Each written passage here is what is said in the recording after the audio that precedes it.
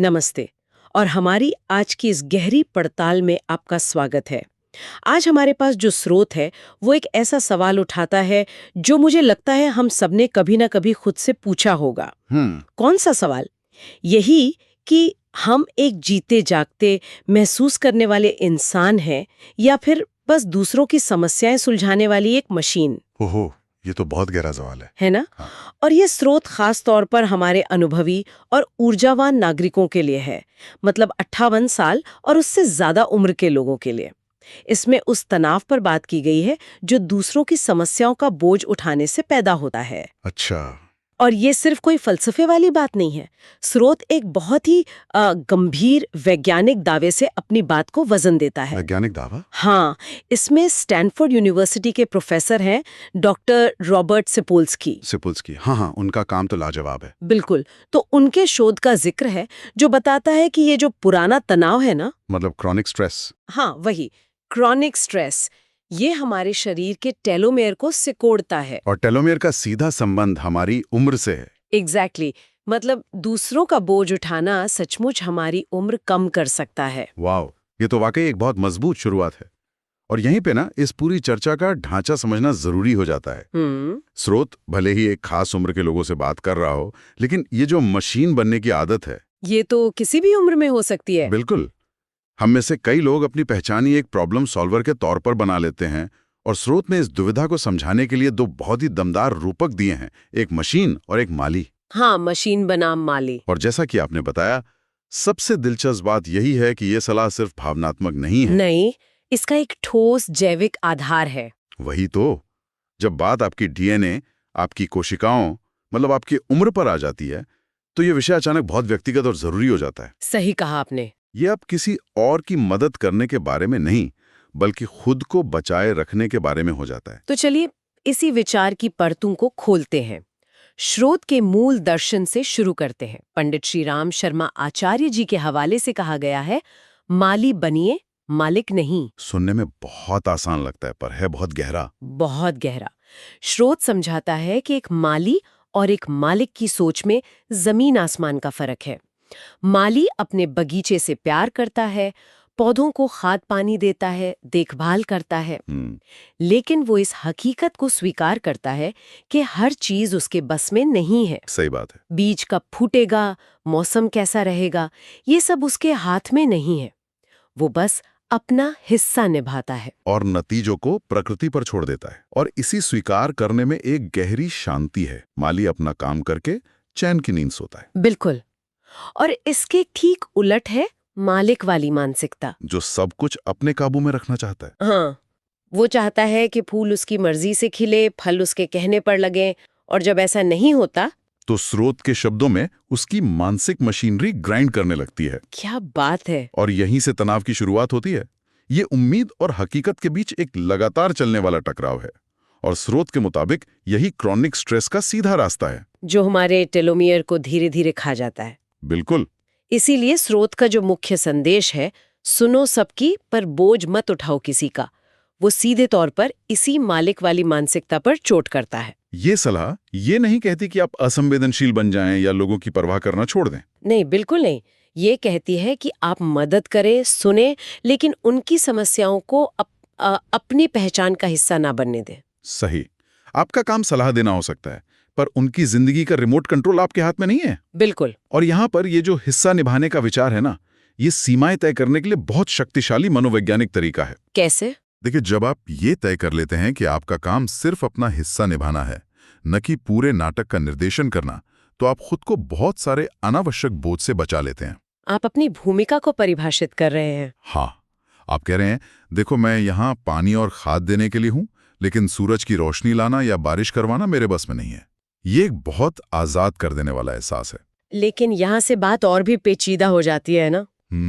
स्रोत कहता है कि कई बार जिसे हम समस्या समझकर सुलझाने कूद पड़ते हैं, वो असल में एक जाल होता है। हाँ, ये बहुत दिलचस्प हिस्सा है। और स्रोत 3 तरह के लोगों की पहचान करता है जो असल में समाधान चाहते ही नहीं, बस आपको एक जाल में फंसा रहे होते हैं। अच्छा। पहला प्रकार है वेंटिंग करने वाले। स्रोत में इन्हें शर्मा जी का नाम दिया गया है। शर्मा जी। अब आज तो ऑफिस में हद ही हो गई और अगले आधे घंटे तक अपने बॉस, अपने सहकर्मियों, सबकी बुराई करते हैं। और आप उन्हें सुझाव देते होंगे? बिल्कुल, आप उन्हें 5 अलग-अलग सुझाव देते हैं, पर वो हर सुझाव में एक कमी निकाल देते हैं। नहीं, ये तो नहीं हो सकता क्योंकि और अगले दिन फिर वही कहानी? एग्जैक्टली अगले दिन वो फिर उसी शिकायत के साथ फोन करते हैं। क्यों? क्योंकि उन्हें समाधान चाहिए ही नहीं। उन्हें तो बस एक कान चाहिए जहां वो अपना मानसिक कचरा फेंक सके। बिल्कुल सही शब्द, मानसिक कचरा। और ये एक बहुत आम पैटर्न है। मदद करने वाले को लगता है कि वो एक अच्छा दोस्त बन रहा है, पर असल में उसका इस्तेमाल एक इमोशनल डस्टबिन की तरह हो रहा है। इससे तो मदद करने वाले की ही ऊर्जा खत्म होती है। बिल्कुल, और जिससे मदद चाहिए वो भी अपनी समस्या में और धंसता जाता है। ये एक जहरीला चक्र है। इसके बाद जो दूसरा प्रकार है, वो तो और भी ज्यादा चालाकी भरा है। कौन सा? दूसरा प्रकार है डीकॉय, यानी चारा डालने वाले।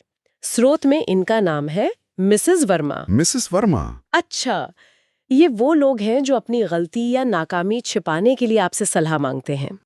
वो जानबूझकर आपको समस्या में उलझाते हैं, आपसे बार बार राय लेते हैं और फिर जाकर करते वही हैं जो उन्हें करना था। अच्छा, लेकिन फिर सलाह क्यों मांगते हैं? ताकि कल को अगर काम बिगड़ जाए तो वो बड़ी आसानी से कह सकें, मैंने तो वही किया जो आपने कहा था। अरे बाप रे, सारा दोष, सारी जिम्मेदारी आपके ऊपर। ये तो सचमुच समस्या के भेष में चालाकी है, जैसा कि स्रोत कहता है। बिल्कुल, यहाँ सलाह मांगना मदद के लिए नहीं, बल्कि भविष्य में किसी को बलि का बकरा बनाने की तैयारी है। ये तो जिम्मेदारी से बचने का एक बहुत ही चालाक तरीका है। और तीसरा प्रकार? तीसरा प्रकार तो और भी दिलचस्प है, क्योंकि उसमें जाल बिछाने वाला कोई और नहीं बल्कि व्यक्ति खुद होता है। हाँ, तीसरा प्रकार है परफेक्शनिस्ट, यानी गुप्ता जी। ये वो मशीन है जिन्हें लगता है कि उनके बिना कोई काम सही ढंग से हो ही नहीं सकता। मैं जानता हूँ ऐसे लोगों को। घर की सफाई से लेकर बैंक के काम तक, बच्चों के प्रोजेक्ट से लेकर रिश्तेदारों से बात करने तक, सब कुछ उन्हें ही करना है। क्यों? क्योंकि बाकी सब लोग ठीक से नहीं करते। सही पकड़ा।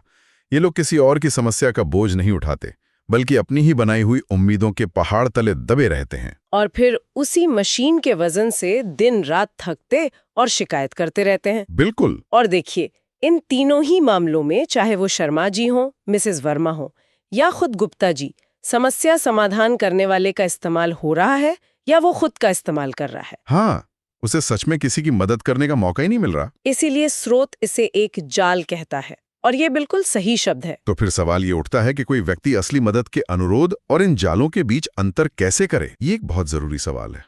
स्रोत इसका सीधा जवाब तो नहीं देता, लेकिन एक इशारा जरूर करता है। क्या? नतीजा, मतलब मदद करने के बाद आपको कैसा महसूस होता है? अच्छा। क्या आपको ऊर्जावान और उपयोगी महसूस होता है, या फिर आपको थका हुआ, चिड़चिड़ा और इस्तेमाल किया हुआ महसूस होता है? ये एहसास ही सबसे बड़ा संकेत है। बिल्कुल। तो अब सबसे जरूरी सवाल पर आते हैं, इन जालों से बचें कैसे? हाँ, समाधान क्या है? और यहीं पर स्रोत एक बहुत ही ठोस और व्यावहारिक समाधान देता है, जिसे वो डाकिया प्रोटोकॉल कहता है। The postman protocol. नाम तो बड़ा दिलचस्प है ना? सोचिए, एक डाकिया क्या करता है? उसका काम बहुत सीधा और स्पष्ट होता है।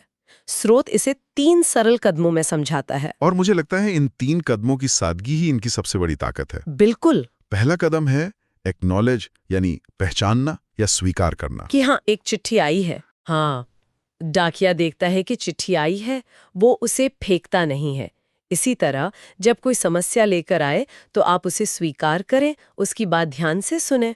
ठीक है। दूसरा कदम है एक्शन, यानी काम करना। काम करना मतलब? डाकिया उस चिट्ठी को सही पते पर पहुंचा देता है, बस उसका काम इतना ही है। अच्छा। इसी तरह अगर आपके पास कोई छोटा सा सुझाव है, कोई जानकारी है या कोई छोटा मोटा काम आप फौरन कर सकते हैं, तो वो कर दीजिए।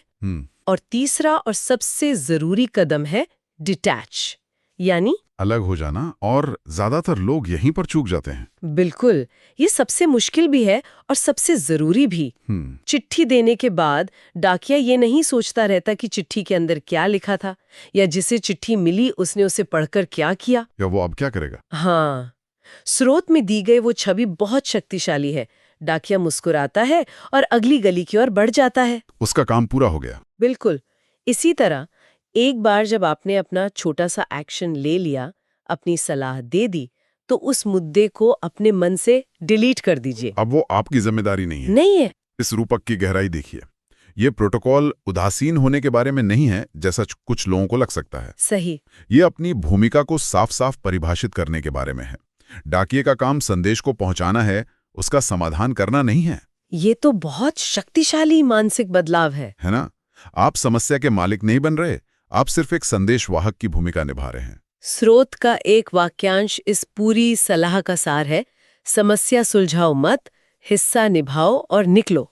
हिस्सा निभाओ और निकलो, क्या बात है। ये आपको अपराध बोध से भी बचाता है। आपको ये नहीं लगता कि आपने मदद नहीं की, आपने की। आपने अपना हिस्सा निभाया। आपने चिट्ठी को पहुंचा दी। हाँ, लेकिन आप उस चिट्ठी का वजन लेकर नहीं घूम रहे।